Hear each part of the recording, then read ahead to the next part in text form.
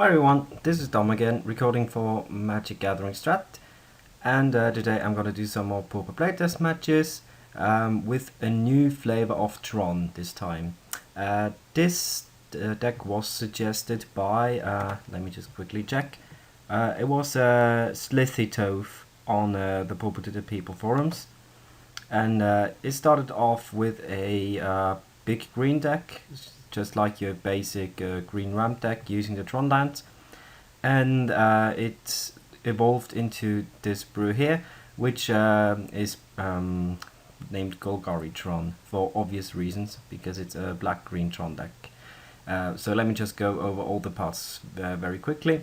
On the right hand side you have the stuff that you are going to do with your tons of mana. So you have 4 copies of Automox Crusher, basically just the best thing you can do, considering big creatures in the format. Then there are 3 copies of Aurochs Herd. I chose to run only 3 copies. Stompy, he suggested 4 copies, but I just thought that 3 copies should be enough most of the time. So there's no real need for the 4th one, because yeah, as I said, you can just win the game off of 3 copies. There's 1 copy of Twisted Abomination, which has some synergies with other cards in the deck. I'll come to that shortly. There are 3 copies of Fearsome Path, which help you tutor up your big stuff, and also 1 copy of Disturbed Burial currently in the deck, which is there to shore up the late game against attrition kind of decks that try to remove your creatures, and then you can just go Disturb Burial them back over and over again. So for the other cards in the deck, there are 6 removal spells currently in the deck, 4 copies of Nameless Inversion. Well, this is a really interesting card, because you can actually tutor up Nameless Inversion with the help of your Aurochs Herd, turning it into an 8 mana 4/4 Trampler and the removal spell should you need it. And the other interesting thing you can do is you can play Cruel Revival to not only kill a target non-zombie creature at instant speed, which is pretty much gets any guy in the format. 5 mana is a little bit harsh, but this deck generates a lot of mana, so that shouldn't be that big of a problem most of the time. And the other thing it does, it returns up to 1 target zombie card from your graveyard to your hand. So one thing you can do is you can get back your Nameless Inversions, and the other thing you can do is you can Swamp Cycle your Twisted Abomination and then get it back using the Cruel Revival. So this is why this Twisted Abomination here is in the deck. The other cards of the deck are basically just mana acceleration or mana fixing. So you have 4 copies of Golgari Signet, which allow you to play a turn 3 Crusher with your Dream Hand, and also have the nice function of turning your colorless mana, which you have a lot of, into colored mana. Same thing goes for Prophetic Prism, only that it replaces itself and doesn't actually ramp, but it also is there to just turn your colored mana into colorless mana into colored mana. Same thing for Chromatic Star. I chose to run 2 copies, which I'm not sure about all those 3 and 2 offs. It could easily be that it would just be right to run 4 co-op rotations and 4 Ancient Stirrings instead of the 2 stars. But yeah, I run crop rotation, 3 copies of Ancient Stirrings and 4 copies of Expedition Map. Those are just here to find your Ursatron lands, and Ancient Stirrings also finds Automox Crusher, which is pretty helpful. Or just a Prophetic Prism in a pinch, when you really need to draw like a removal spell or something. You can also go for that. For the lands, there are the obvious 12 copies of the Urza lands, plus a nice array of other non-basics. We have 3 copies of Haunted Fengraf. Now I have been really impressed with this card in my Red Green Tron deck, because it's basically an uncounterable way to get back one of your guys. It might not be that good in this version of the deck, because you could also get back a Fearsome Path, which kind of slows you down because you have to recast it and then get the big guy again. But I think it will still be fine. 3 copies of Shimmering Grotto is the same idea as with the Prophetic Prism. You're generating so much colorless mana that you really want ways to turn them into colored mana, and so the natural disadvantage of Shimmering Grotto, that actually costs you mana to generate colored mana, is not really that bad in this deck. So apart from that, we have 3 forests and a swamp, just some basic lands. The one swamp is needed to be fetched up by Twisted Abominations, and the forests are just in there so you can go like in early Ancient Stirrings or something, and also because we have a lot of green cards in the board. Now, as for the sideboard, there are 4 removal spells, 3 Innocent Blood and 1 Diabolic Edict. I recently put Fearsome Path back in, so Innocent Blood might not be the best idea because we actually have something to sack away in the early game, which is something we don't really want to, but I still think Innocent Blood for just 1 black mana, it's a really potent removal spell.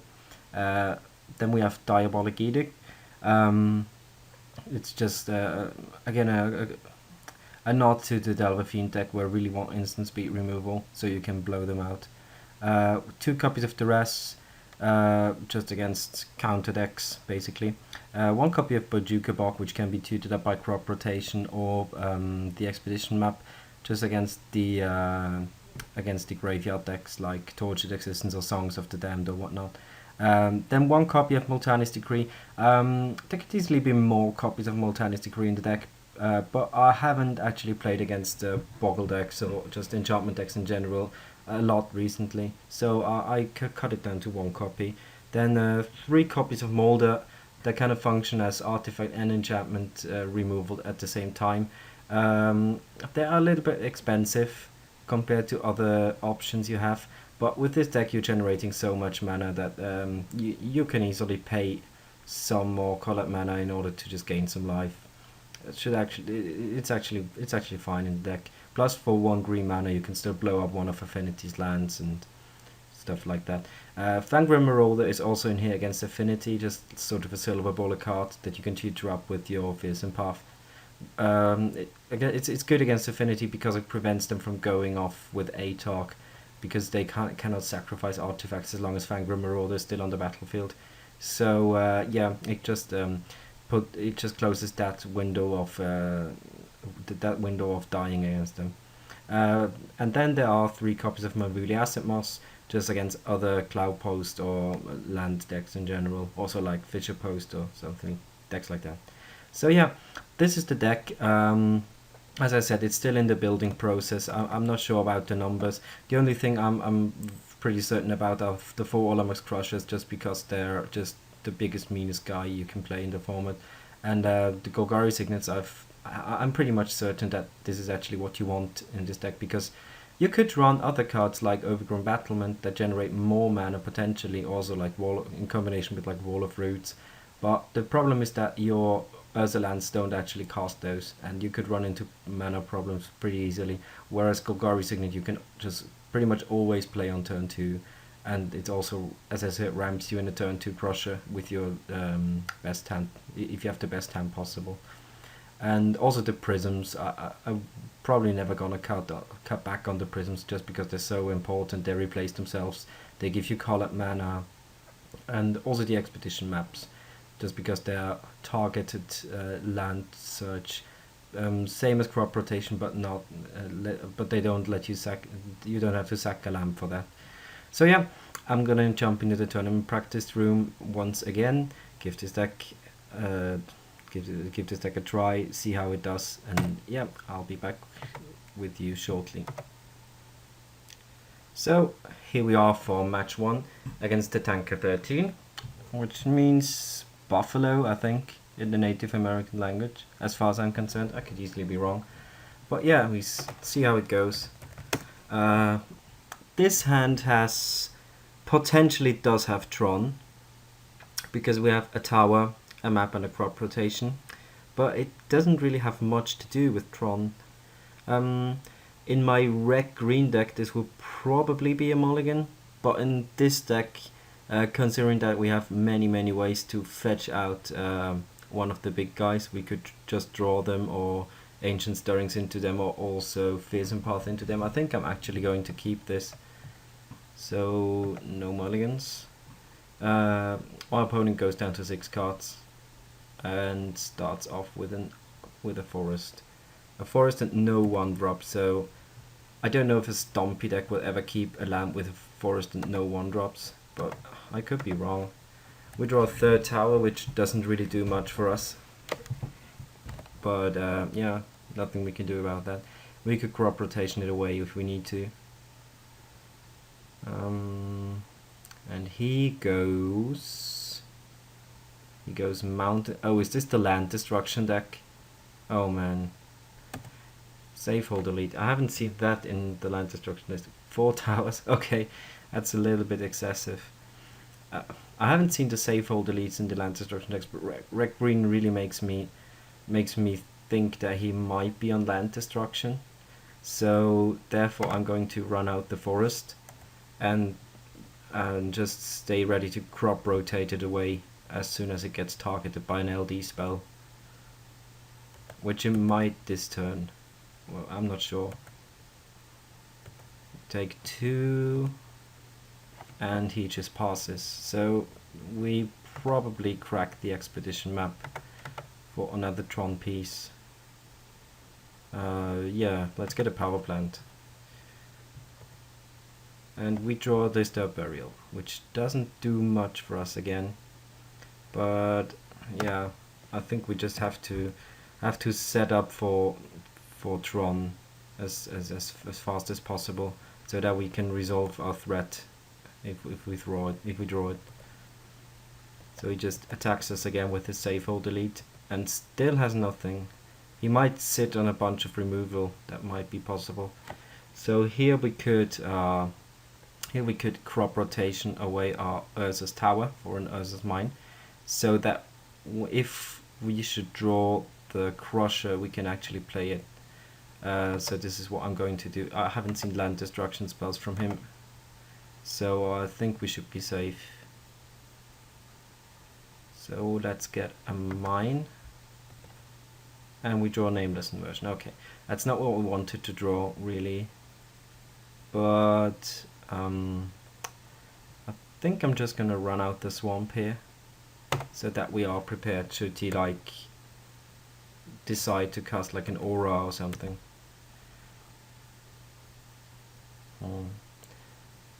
Okay, he's Naya. He's like Naya aggro or something. So that might be the reason why he didn't play a lot of stuff. He goes for Kazali Pride Mage, which I think I'm going to kill pre-combat. Yeah, I'm just gonna kill that guy pre-combat, so that he doesn't get the Exalted trigger. Does he have something in response? What could he have? Like a Vines of Vastwood? Not sure.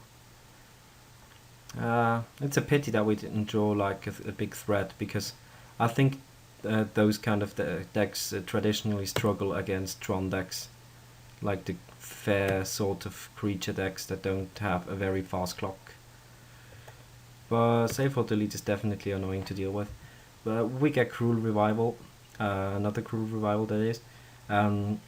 We can rebuy the Nameless Inversion now. So we just play a tower and pass and see what he's up to. We probably have to kill off the Save Hold Elite, although it's not really that much value. Want a Cuttle.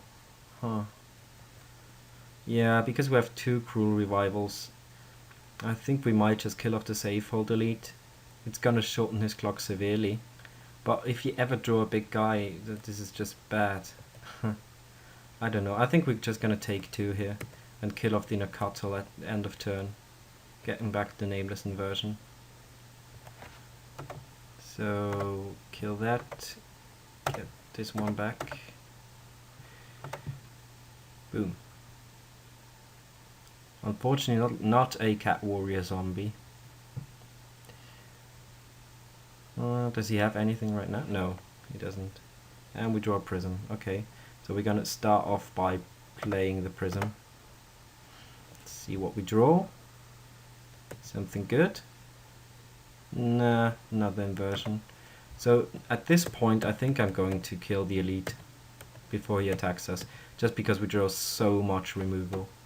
I think he has another Nakatal, but we can just kill this one as well. So yeah, I'm going to play Nameless Inversion on his guy. using these 2 lands. It's a little bit risky because if you play Nameless Inversion and they have a pump spell, you're taking a ton of damage. So that was definitely a little bit risky. So you have another guy. Armadillo Cloak. Okay, that's very nice. Because we can just kill the guy in response. Basically countering his cloak. Yep. Yeah, that's unfortunate for him. But he should have seen it coming, I think. I mean, why will we kill the safe hold elite if we don't have removal for his Wild Nacatl that he played pre-combat? Huh. But we draw nothing but lands. Nothing but lands. Well, it's how it goes. It's how it goes with those decks. Sometimes you draw the Rampart, sometimes you don't draw the Rampart and you have a bunch of big guys in your hand. But I still think we're fine here. And we have a lot of time right now. He doesn't really have any kind of clock. And we still have a lot of removal in our hand. So he draw like another Armadillo Cloak or something. He has Evolving Wilds, sure. So where's all the mana he needs?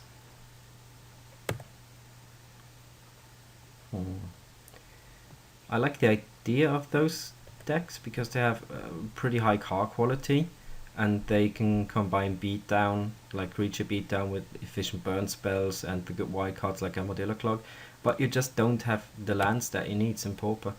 I really think if I could wish for anything for the Pauper format, it would be something like the Pain lands at common level, just so you can run 2-color beatdown decks more efficiently, because it's really hard to do so right now.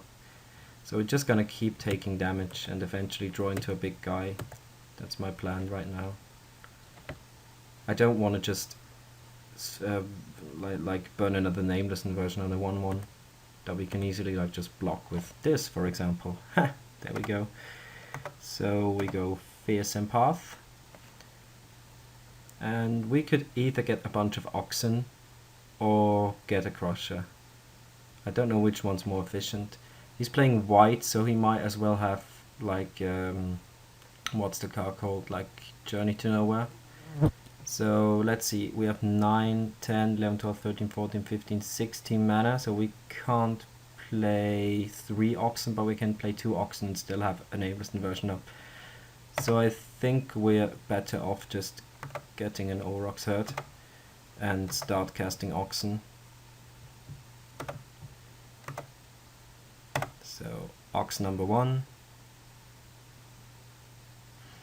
And he scoops. Yeah, I think there's no real way for him getting out of this right now. So he has Cloaks, which I could bring a Molder against the Cloaks, but I don't think I need that. Let's just see what's bad against him first. And I don't think there's much. We could just cut the we could cut the Disturb Burial, because I don't really think we needed to win against him. Because he's not going to have a bunch of removal, just some. So we could cut that for like a Diabolic Edict, because it's good against his Cloaks. I don't really like Innocent Blood, because he has this safe hold elite guy, and he can just basically sack this to keep his other guys alive. So I prefer the Edict, I think. We could also just bring in a Molder, maybe. To kill off his Cloak, if in case it lands, but we have so much removal. Yeah, I think I'm just gonna leave it like that. Just bring in the Edict. One additional removal spell for one late game card that we don't really need. So let's see what he can do now. I think this was not his best draw. He didn't have much going on. So this hand does yeah, this hand has a turn 3 Crusher, I think. Let's see, we can play Tower, play Mine, play Forest. No, it doesn't. Huh.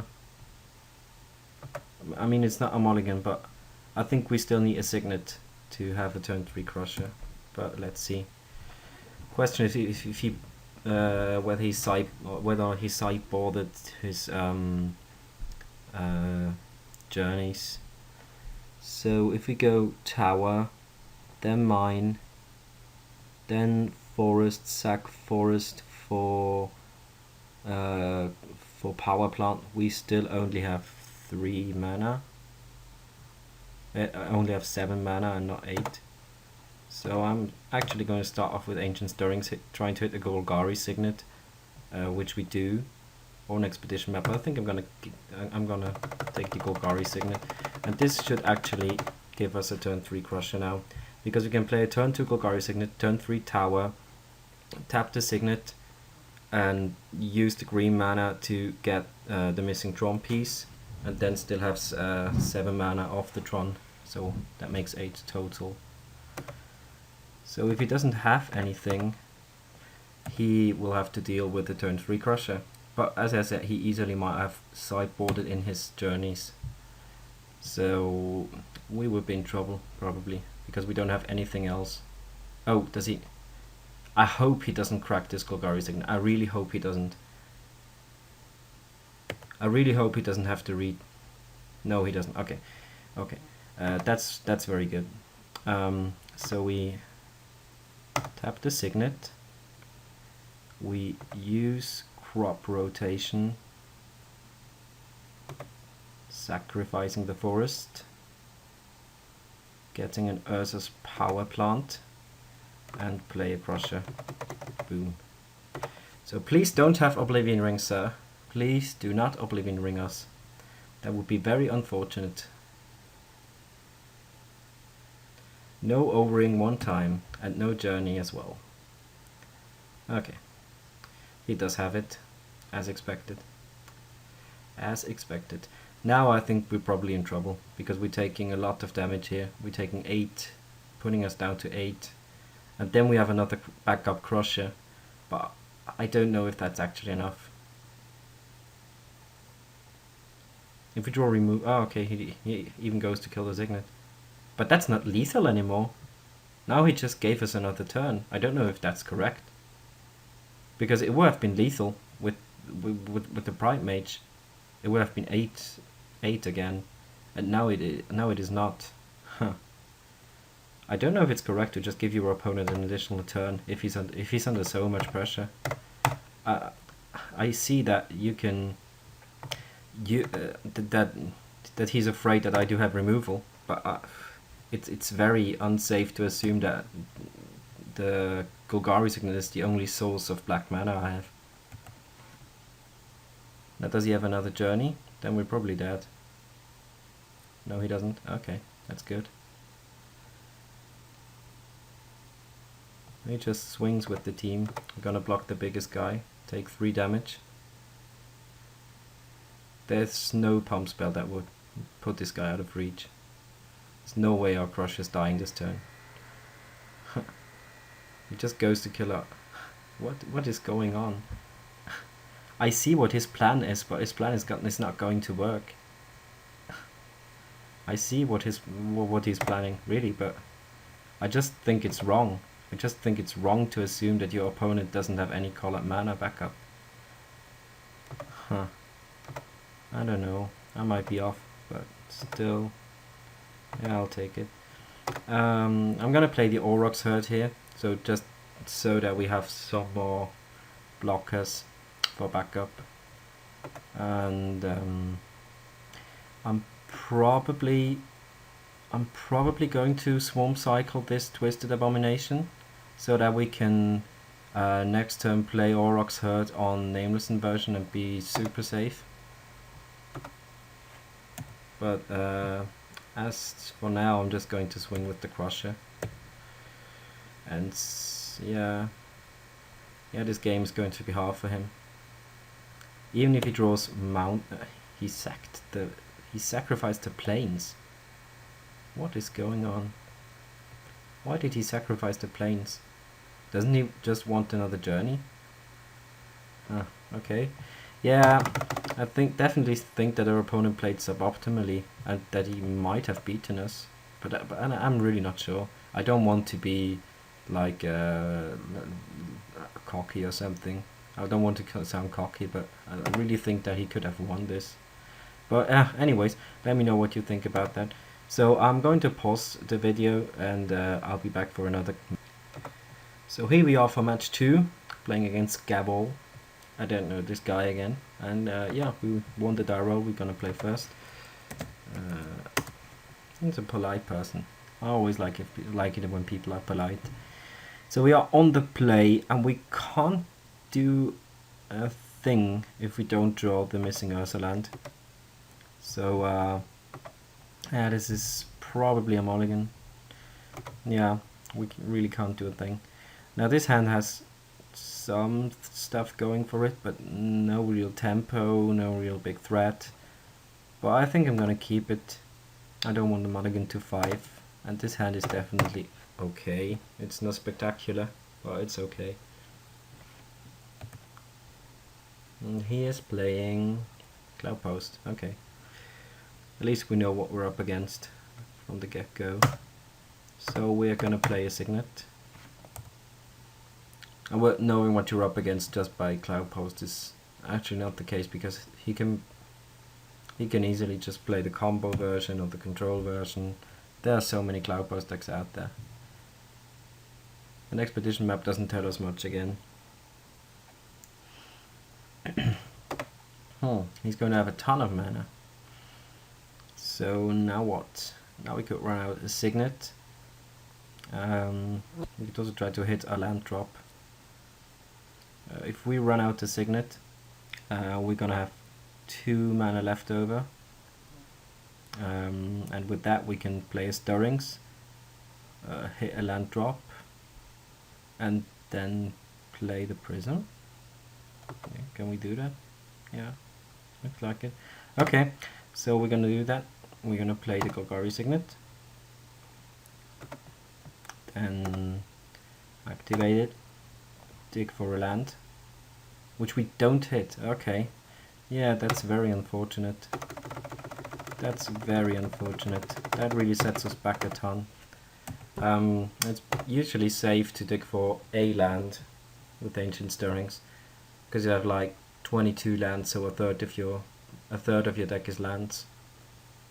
So yeah, but Variance is a cold-hearted beast. He has Chromatic Stars and Prophetic Prisms. Huh. I still don't really know what we're up against. Just some kind of post deck. Yeah, I'm gonna start off by just playing a Prism. See what we hit. A Fearsome Path. Okay.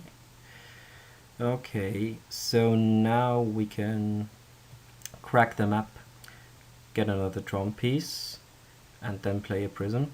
Can we play the Prism before? No, not really. Not really. We would have to hit a land of the Prism in order to still crack our expedition map. So I'm just gonna do it before and get a power plant. What was I thinking? What was I just thinking? Oh my god. Okay. Yeah, sorry guys. I was under the assumption that I was still able to play the Prophetic Prism, but I'm obviously not. Sorry about that. Drop rotation. Okay. Green post then. So we're probably going to face a huge big clunker just shortly. Or not. Blue-green. Blue-green Cloud Post. I have fond memories of this deck. I used to run it with like multiple Crushers, Fearsome Paths. Just like your average Cloud Post deck with green. So now I think we just run out a bunch of Prisms. See if we hit something interesting. Draw a card. Crop rotation. Okay, that's interesting. Crop rotation. Now we could still do that at end of turn. There's no real need just doing it right now. Just gonna run out another Prism. Although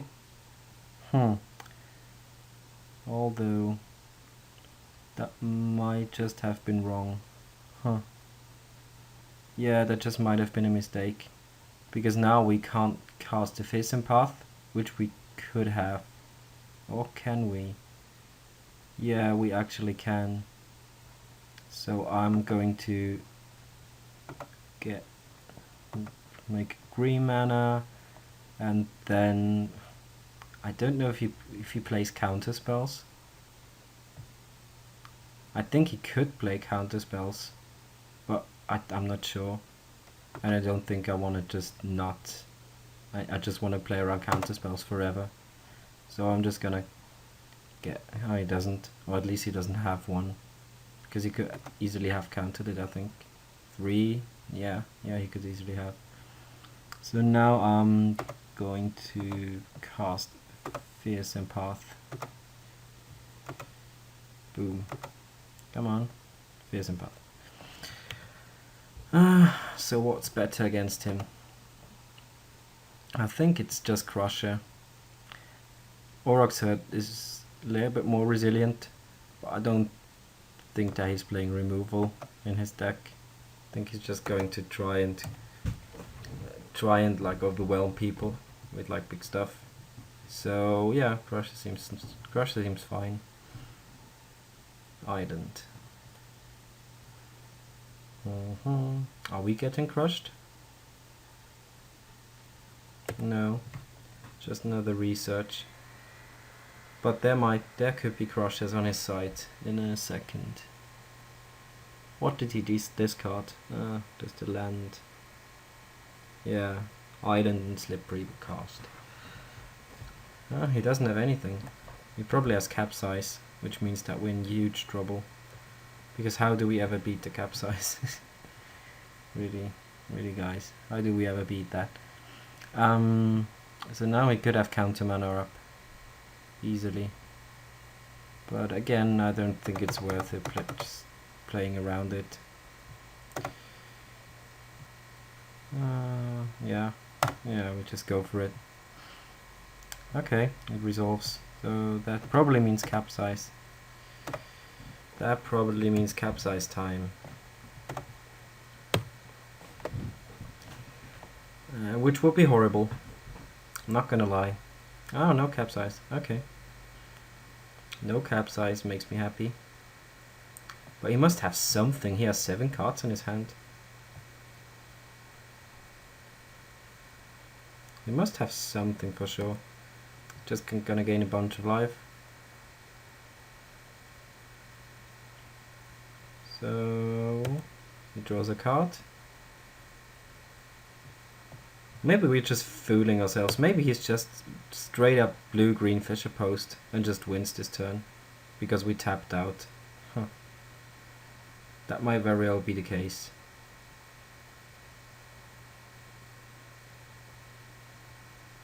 Yeah, that's probably what's gonna happen. We just foolishly tapped out, which is gonna cost us the game if that's the case. Because it didn't even have to, right? We could have had mana up. 2, 7, 8, 9, 10. Yeah, we could have had mana up by just not casting this Golgari Signet. And then we could have done something against his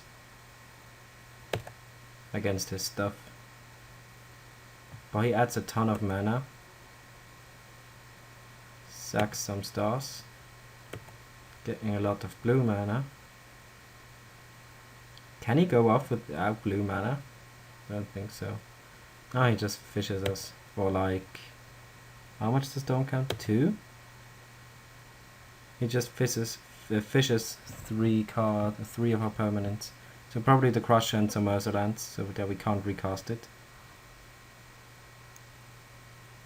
Tower and the Fearsome Path? What the hell is going on? Why would you fish a Fearsome Path? Why would you do that? Oh, he has another Fisher. Okay, yeah, that explains stuff. So he just sets us back a ton. Which is unfortunate, I must say. I'm not gonna lie. But yeah, let's try to do our best.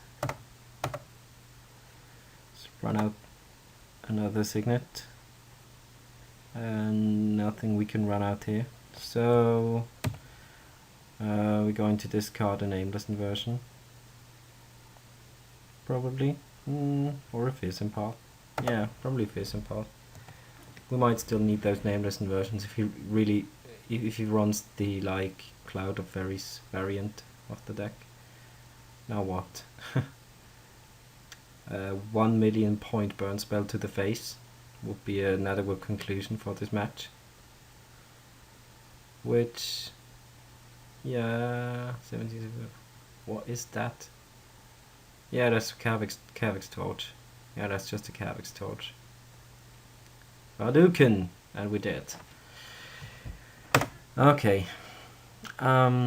Fortunately, we do have a pretty nice sideboard against this deck. We put in 2 Duresses, 4 Monvuli Asset Mosses, definitely a Bojuka Bok, because if he tries to go... I don't know if he tries to go infinite with like Archaeomancers and stuff, but if he does, I'll definitely want Bojuka Bok around. And we're gonna cut both of the Cruel Revivals, all of the nameless inversions. And that is it. We are running 1 more land now, which might just be okay. Maybe artifact removal, but there's not a lot of stuff, and most of the stuff just cantrips anyways. Maybe he does have Crushers, but I don't think he does. Yeah, I'm just gonna leave it like that. No removal, all LD. And we're gonna play first, and this hand is decent. Definitely not gonna mulligan it. It has the potential of a turn 3 Crusher, should he not play anything. And he's mulliganing. It's always nice. So we're gonna lead off with the mine. And what is this picture, by the way? There's a floating mechanical thing in a sea of lava. How that is a mine and how that is supposed to be a Nurse's power plant, it's beyond me. This art is really, really wacky.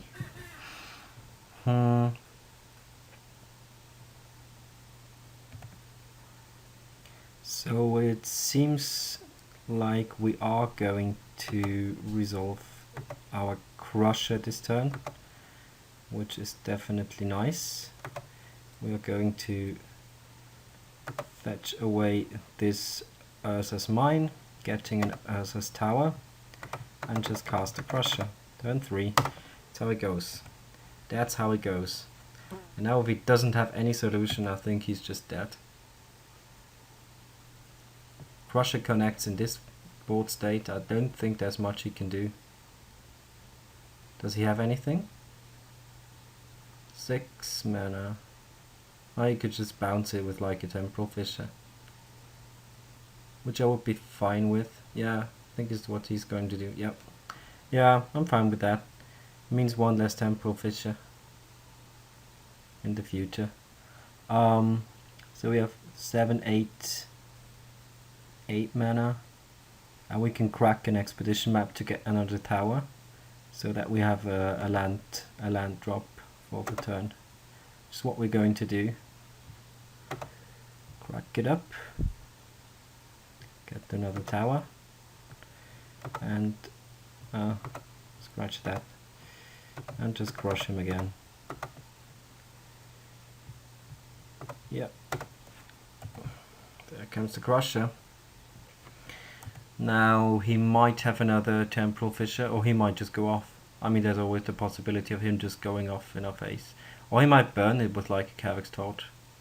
It's also possible. Yeah, looks like it's what he's going to do. But I mean, of course we have been, our plans have been stifled twice now. But we do have this backup Crusher, and he spent a Temporal Fissure and a Kavek's Torch for that. So I'm not really that unhappy how this game's going. So we definitely want to cast a Crusher, and apart from that, I think Prophetic Prism is the most valuable here. But let's see, I think, yeah, we can cast a Golgari Signet as well, turning that into a Prism and draw a card. drawing another tower. So we can even, yeah, we can even play Ancient Stirrings as well. I don't know what we're looking for actually, but we're just gonna take anything. So maybe Bojuka Bog? Huh. We could Bojuka Bog him next turn. Or maybe just a star. I think we have enough mana. I think we do have enough mana at this point. So the decision is between the Bojuka Bog and the Chromatic Star. But I still haven't seen any recursion from his part. And we did play a land already. Huh. Yeah. Yeah, it seems like Star is just going to be better. Because we can still get the Bojuka Bog later on. With like fetches and stuff. Or just fetch cards. And I think I'm going to crack the Star right away. See what we draw. We do draw a map. Yeah, see, this is our way of getting Bojuka Bog next turn anyways. So now we play the map. And play the Crusher. Crusher number 2. Crusher number 2. Ooh, go. Now we've has another way of dealing with that, like another Cavex Torch. We could also just get a Haunted Fangraph. Of course, he could just bounce it again. But if he doesn't, we could. If he burns it again, we could just get a Haunted Fangraph and rebuy our Crusher.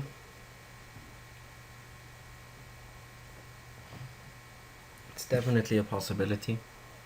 Also, note that we didn't draw a single Monvuli Asset Moss this game. So, our sideboard plan didn't really work out the way we wanted it to. He has the Melonic Wall. Huh. Man.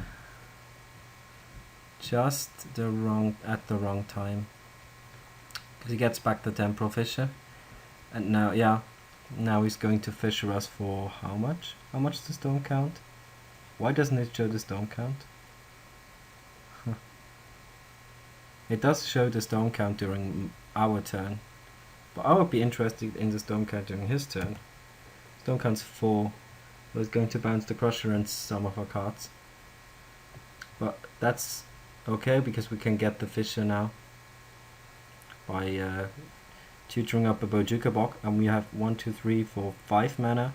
So we're going to have 6 mana and 7 mana next turn. That does delay our Crusher. But yeah, I think it's worth it. I do think it's worth it. Yeah.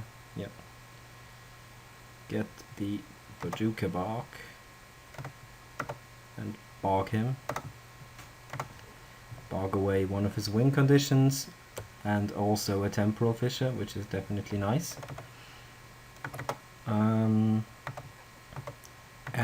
we're going to play a Prophetic Prism as well. Getting an Asset Mass. Huh, okay.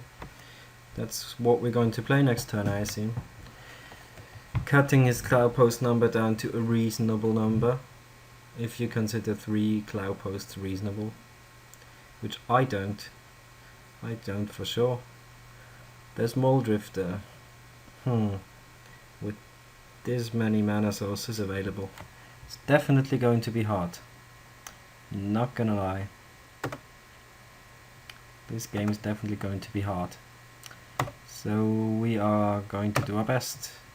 Killing off one of the Cloud Posts, hopefully. Boom. He doesn't seem to have any counter magic in his deck. Or at least he didn't play... he does have Condescent. Or he might just have Crop Rotation and just getting it out of the way.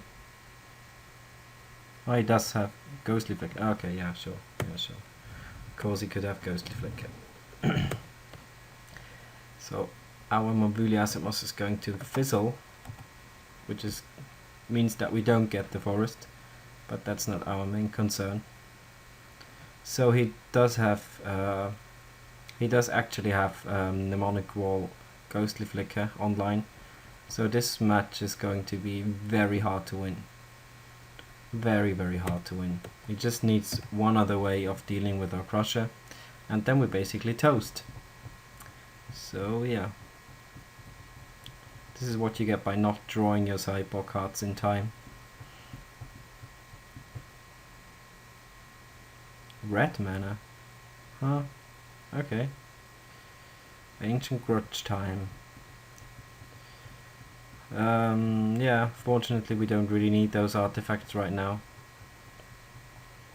because we have like double prism and yeah, double prism, which gets most of our colored mana. I would actually not be unhappy with like a nameless version right now, because we could take out this Mole Drifter, but I was just not sure if he's really the Fisher Post deck or something completely different. Against Fisher Post I might leave some removal in there, just so that we can fizzle like a Ghostly Flicker should he come up. But now he's flickering 3 times, and yeah, I think we're not gonna win. I don't think we have a chance.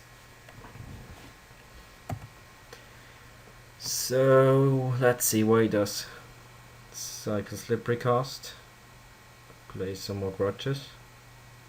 So far so good.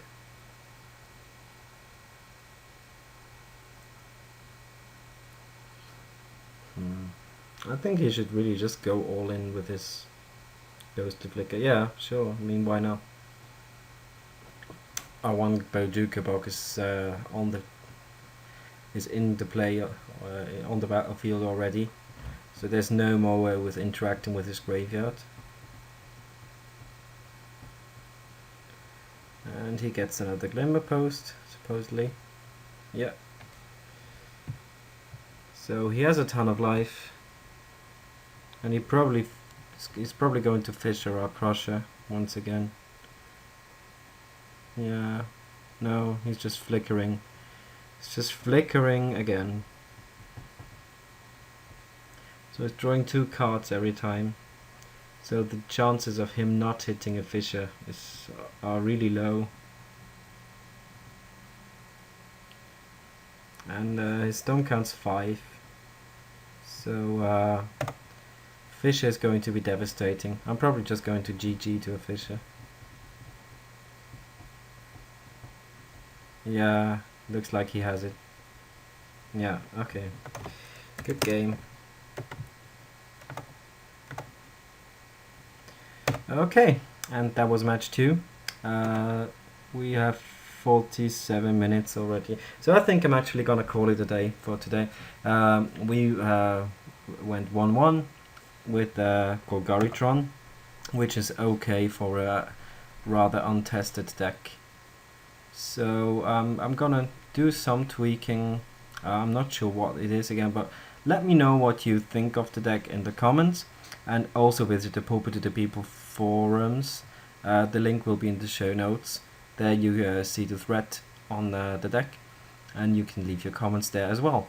So yeah, this was Dom, recorded for MagicGatheringStrat, and I'll see you guys soon. Bye bye.